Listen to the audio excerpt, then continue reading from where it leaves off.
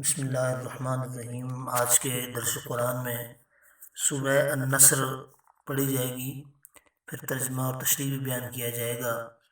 غور سے سماعت فرمائیے۔ بسم اللہ الرحمن الرحیم۔ سورہ نصر کا نصر نام اس لیے ہے کہ اس میں کی پہلی آیت میں لفظ نصر اللہ والفتح یوز ہوا۔ نصر کا معنی اللہ کی مدد ہے، اور اس سے مراد بہت بڑی مدد ہے، بہت بڑی فتح ہے، اور وہ فتح مکہ ہے۔ فتح مکہ 8 ہجری کو ہوا، اور دین اسلام کفار کے دین کے خلاف ہے، اور اس صورت میں یہ بشارت دی ہے کہ کفار کا دین ان قریب مٹ جائے گا اور دین اسلام غالب آ جائے گا۔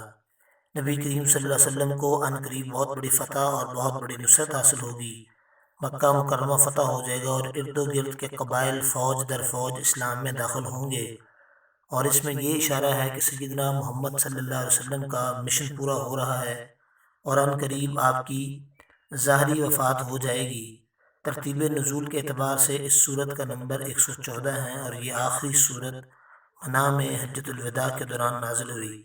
چونکہ یہ سورت ہجرت کے بعد نازل ہوئی، اس لیے اس سورت کو مدنی سورتوں میں شمار کیا جاتا ہے، اور ترتیب مصحف کے اعتبار سے اس سورت کا نمبر 110 ہے۔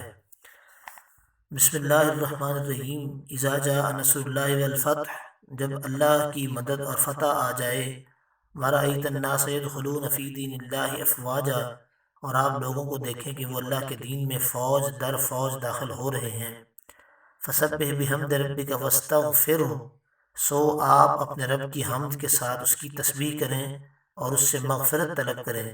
انہ کان توابا، بے شک وہ بہت توبہ قبول کرنے والا ہے۔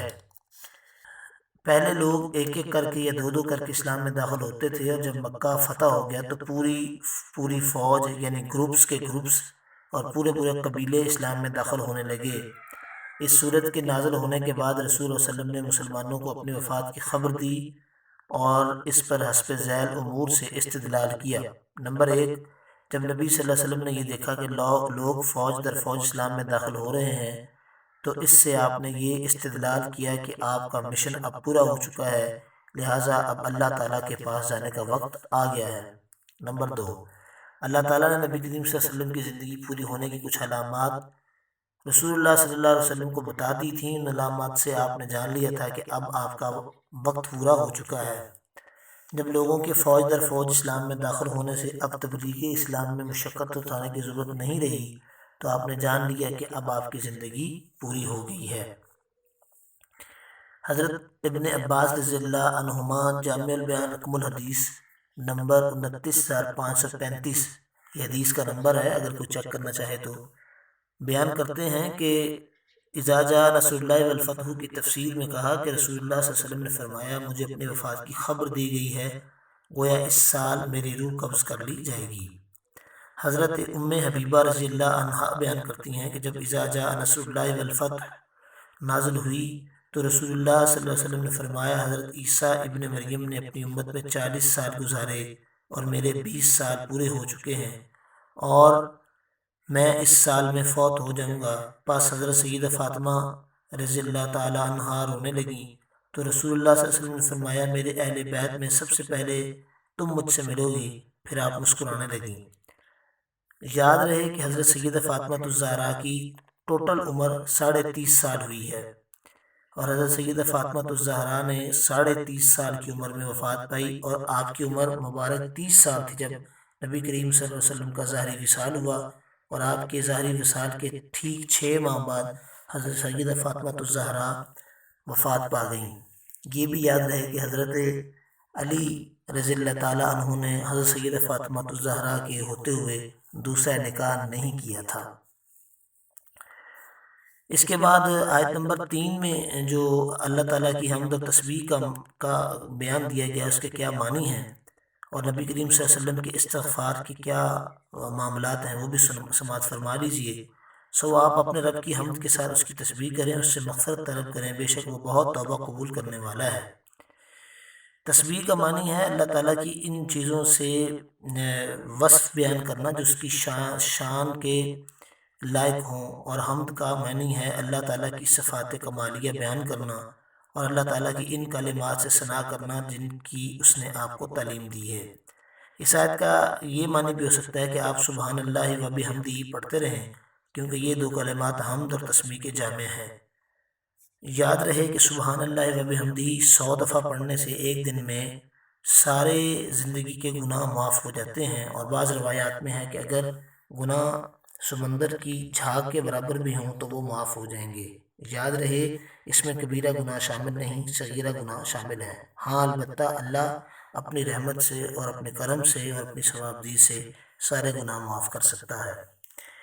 اس آیت میں آپ کی مغفرت طلب کرنے کا حکم دیا ہے۔ اس سے یہ وہم نہ کیا جائے کہ آپ سے کوئی قصور ہو گیا یا آپ سے کوئی غلطی، کوئی گناہ، توبہ نعوذ باللہ ہو گیا، جس کی بنا پر آپ صلی اللہ علیہ وسلم کو مغفرت طلب کرنے کا حکم دیا، بلکہ بات یہ ہے کہ ہر لحظہ آپ پر اللہ تعالیٰ کی اتنی زیادہ نعمتیں ہیں، بلکہ غیر متناہی نعمتیں ہیں جن کا زبان و بیان سے شکر نہیں ادا کیا جا سکتا۔ تو اس لیے آپ کو استغفار کرنے کا حکم دیا کہ اللہ تعالیٰ کی تمام نعمتوں کا کما حقہ جو آپ شکر ادا نہیں کر سکتے تو اس پر اللہ تعالیٰ سے استغفار کریں۔ اس کا دوسرا جواب یہ بھی ہے کہ نبی معصوم صلی اللہ علیہ وسلم جب اللہ تعالیٰ سے مغفرت طلب کرتے تھے تو اس سے مراد یہ ہوتی ہے کہ ان کے درجات اور مراتب بلند ہو رہے ہیں۔ تیسرا معاملہ اس میں یہ ہے کہ استغفار سے یہ مراد نہیں کہ آپ اپنے لیے استغفار کریں، بلکہ اس سے مراد ہے کہ آپ اپنی امت کے لیے استغفار کریں، جیسا کہ سورہ محمد پارہ نمبر 26 کی آیت نمبر 19 میں فرمایا گیا وَاسْتَغْفِرْ لِذَنْبِكَ وَلِلْمُؤْمِنِينَ وَالْمُؤْمِنَاتِ۔ آپ اپنے بظاہر خلاف اولا سب کاموں اور مومنین اور مومنات کے گناہوں کے لیے مغفرت طلب کیجیے۔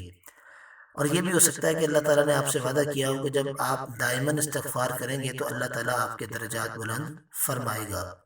اللہ تعالیٰ نے آپ کو تواب فرمایا ہے، یعنی بہت زیادہ توبہ قبول فرماتا ہے۔ بندہ ایک بار گناہ کر کے توبہ کرتا ہے، وہ اس کی توبہ قبول کر لیتا ہے۔ بندہ پھر گناہ کر کے توبہ کرتا ہے تو وہ پھر توبہ قبول فرما لیتا ہے، اور یہ سلسلہ یوں ہی چلتا رہتا ہے، حتیٰ کہ حدیث میں ہے، حضرت ابو بکر صدیق رضی اللہ عنہ بیان کرتے ہیں کہ رسول اللہ صلی اللہ علیہ وسلم نے فرمایا جس شخص نے گناہ کے بعد استغفار کر لیا اور اس نے اصرار نہیں کیا، خواہ وہ دن میں 70 بار بھی گناہ کرے۔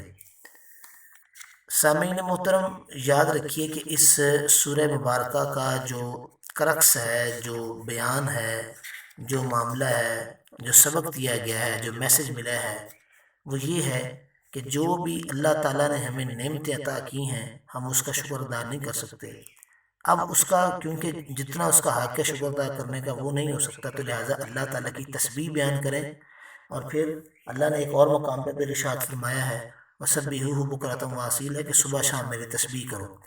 اب ضروری نہیں کہ مصلی بچھا کر ہر وقت تسبیح پکڑ کر تسبیح ہو، بلکہ چلتے پھرتے، کھانا کھاتے، کھانا پکاتے، کام کرتے ہوئے، سفر کے دوران آپ سبحان اللہ بھی پڑھیں گے تو یہ اللہ کی تسبیح ہے، اللہ کی حمد و ثنا ہے۔ سبحان اللہ و بحمدہ پڑھیں تو یہ بھی اللہ کی ثنا ہے، حمد ہے، اللہ کی تسبیح ہے۔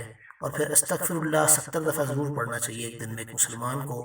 اس کی وجہ یہ کہ آپ کو آپ کی قبر 70 دفعہ یاد کرتی ہے ایک دن میں۔ تو یہ بزرگ فرماتے ہیں اور عالم دین فرماتے ہیں کہ ایک دن میں ایک مسلمان کو کم از کم استغفر اللہ 70 دفعہ ضرور پڑھنی چاہیے۔ اللہ تعالیٰ سے دعا ہے کہ اللہ تعالیٰ ہمیں اپنی حمد و ثنا کرنے کی اور استغفار کرنے کی توفیق عطا فرمائے، اور اللہ ہم سب کو کورونا جیسی وبائی امراض سے محفوظ رکھے۔ آمین یا رب العالمین، وآخر دعوانا الحمدللہ رب العالمین۔